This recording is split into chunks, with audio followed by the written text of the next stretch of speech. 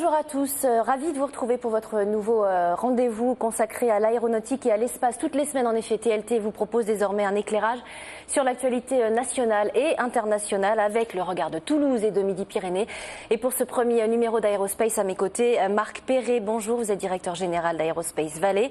Alors on rappelle brièvement qu'Aérospace Valley, c'est un pôle de compétitivité mondiale fondé en 2005, centré géographiquement sur Midi-Pyrénées et sur la région Aquitaine, avec des compétences sur aéronautique évidemment, espace et systèmes embarqués. Très rapidement, quelques chiffres. Aérospace Valley, c'est 1200 établissements industriels et de recherche. 2 des 3 grandes écoles aéronautiques françaises, ISA et l'ENAC, une école d'ingénieurs aéronautiques privée, 10 milliards d'euros de chiffre d'affaires et 8500 chercheurs au total. Alors, cette semaine, mardi exactement, a eu lieu votre AG, votre assemblée générale. Bilan 2011, 62 projets de coopération financés. Vous êtes plutôt fiers de ce bilan 2011 ? C'est le meilleur chiffre depuis 2005. Ça a permis de faire émerger des nouvelles idées, des nouvelles technologies. Donc c'est un très bon cru. Alors, vous avez remis à cette occasion et à l'occasion de la venue de la ministre déléguée au PME Fleur Pellerin le prix, le 500e projet de la semaine à Sigfox, une société toulousaine. Qu'est-ce qu'il a d'innovant, ce projet Sigfox ? Extrêmement innovant. C'est l'idée qui est derrière ce projet, c'est de bâtir un réseau de communication entre les objets. Quand on dit objet, c'est votre frigo, c'est votre porte, c'est votre voiture, ça peut être n'importe quel objet. Le but, c'est que des objets personnels puissent communiquer entre eux à bas débit, c'est-à-dire avec une facilité de communication, de façon à ce que vous puissiez accéder depuis votre smartphone, par exemple, à un tas d'informations qui concernent votre vie de tous les jours, votre vie domestique. Ça va être une révolution. Internet des objets, c'est une révolution pour les prochaines années. On va le suivre en tous les cas à Toulouse, évidemment. Alors, vous avez été évalué récemment parmi les pôles de compétitivité les plus performants. En revanche, la présidente d'Aérospace Valley, Agnès Paillard, a souligné certains points à améliorer, parmi lesquels notamment le manque de suivi des projets. Elle a parlé de ça. Le but d'un pôle, c'est de financer des projets innovants. Donc on a une émergence de projets qui a été fantastique depuis 2005, puisqu'on en est à près de 300 projets qui ont été financés. Quand on a 300 projets en cours, qui sont en parallèle et qui se déroulent, les évaluer au départ pour les accepter, c'est une chose. Les suivre durant toute leur vie, 300 de rang, il faut des moyens humains.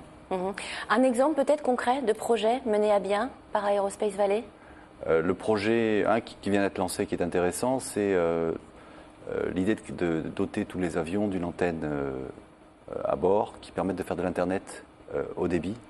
Donc c'est quand même, ça se fait un petit peu dans le monde, mais aujourd'hui dire que dans quelques années on sera capable de doter tous les avions de systèmes qui permettent de communiquer, d'envoyer des mails, de regarder la télé en continu sur un vol, c'est quand même un projet extrêmement innovant là aussi. Alors vous restez avec nous Marc Perret puisqu'on va passer à l'actu nationale et internationale. Tiens, une question, est-ce que vous savez quel est le pourcentage de femmes pilotes chez Air France aujourd'hui ? 7%. Bravo, effectivement, sur 4200 pilotes, 7% sont des femmes. On est loin de la parité, on en reparlera. Le week-end dernier s'est tenu le second rassemblement des femmes de l'air sur la base aérienne d'Orange. L'occasion de s'arrêter sur ce métier de femme pilote. On voit ça tout de suite. Hélène a 27 ans et elle est depuis 4 ans pilote d'hélicoptère militaire sur la base aérienne d'Orange.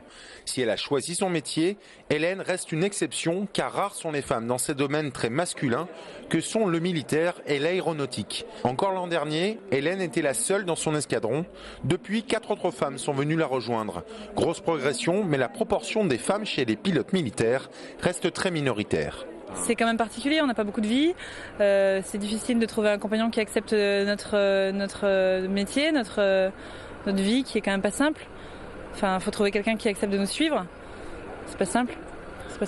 Civils et militaires, l'association française Femmes Pilotes a invité samedi 22 septembre une 50aine d'équipages féminins à venir témoigner de leur passion pour l'aéronautique. Car l'histoire de l'aviation ne s'est pas faite sans les femmes. De Blanche Stuart Scott à Claudie Agnuret, l'aéronautique a toujours eu sa part de féminin. Il faut dire que les premières ont eu beaucoup de mal à passer parce que, par exemple, Air France ne prenait pas de femmes pilotes. C'était interdit, ça n'existait pas. Dans l'armée, c'était pareil. Et ce sont des femmes qui ont exigé, qui ont enfoncé les portes, qui ont permis de pouvoir rentrer partout. Si les préjugés ont disparu, les femmes restent très minoritaires. Chez Air France, par exemple, seuls 7% des pilotes sont des femmes. Trop peu, alors que la demande des entreprises est là. Bien que nous soyons 23 000 femmes sur toutes les fédérations, on ne représente que à peine 10%, ce qui est quand même très peu. Et les industriels de l'aéronautique aujourd'hui recherchent à embaucher des femmes puisqu'il faudrait qu'ils en aient 25% et ils ne les trouvent pas. La sensibilisation au métier de l'aéronautique, Hélène l'aura peut-être suscité auprès des jeunes filles rencontrées sur le tarmac d'Orange, car le rôle d'une femme dans un avion ne se réduit plus à celle de l'hôtesse de l'air. Marc Perret, les femmes sont-elles bien représentées chez Aerospace Valley ? Dans le pôle, depuis que j'y suis, en tout cas, les recrutements sont orientés comme ça. On a 50% de personnel féminin et c'est une volonté d'atteindre la parité. On l'a atteinte et on la dépasse. Très bien. Allez, on va parler énergie renouvelable, l'électricité comme principale source d'énergie alternative pour faire voler les avions. Eh bien, l'université de Stuttgart en Allemagne y travaille depuis quelques temps déjà. Elle vient de développer son avion électrique à 1,5 million d'euros. Il est très économe. Portrait de Lee Genius signé Mathieu Simonet. L'électricité sera peut-être bientôt la principale source d'énergie alternative à bord des avions. C'est en tout cas ce sur quoi travaille l'Institut de conception des aéronefs de l'Université de Stuttgart en Allemagne. Elle vient de concevoir en partenariat avec Airbus, Lee Genius, un avion expérimental électrique. Nous avons travaillé pendant plus de 3 ans à l'université sur cet appareil. Une quarantaine d'étudiants et d'assistants a participé à ce projet. Et nous sommes très satisfaits. Nous pouvons même dire aujourd'hui qu'il s'agit de l'avion électrique le plus performant au monde. Et pour cause, ce biplace ne consomme que 0,7 litres par passager aux 100 km grâce à son moteur électrique de 60 kW couplé à une hélice.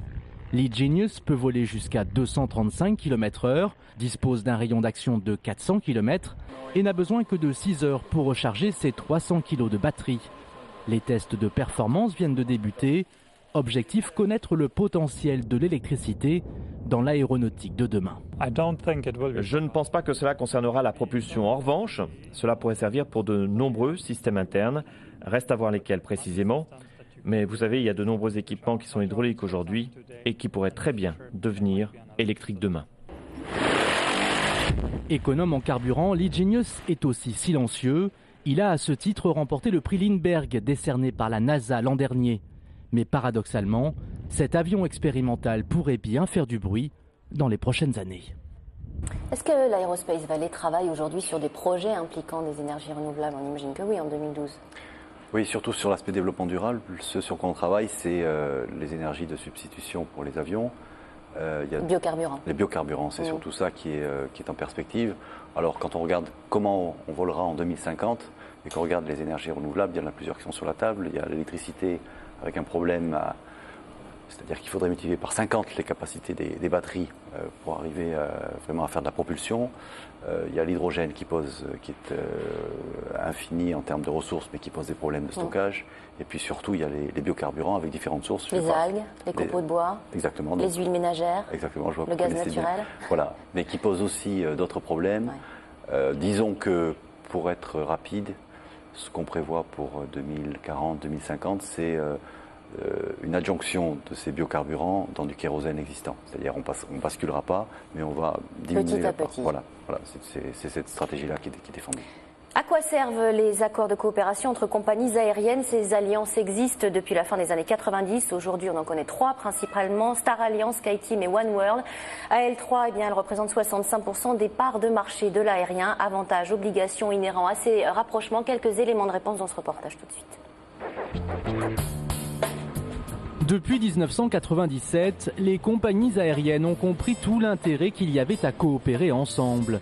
Les alliances ont donc tout logiquement fait leur apparition et aujourd'hui on en dénombre 3 principales, Star Alliance, SkyTeam et OneWorld. AL3, elle représente 65% des parts de marché dans l'aérien. En devenant membre, les compagnies aériennes bénéficient de nombreux avantages, une mutualisation de certains services aéroportuaires, une harmonisation des systèmes informatiques, mais aussi et surtout une optimisation de leur taux de remplissage. Ça lui donne l'occasion de recevoir des passagers sur ces lignes qui sont apportés par les autres compagnies. Et pour cette compagnie, elle va pouvoir également étendre son offre sur des destinations qu'elle ne dessert pas. Et c'est bien là tout l'intérêt. Voici quelques chiffres pour mesurer l'ampleur du réseau de chaque alliance.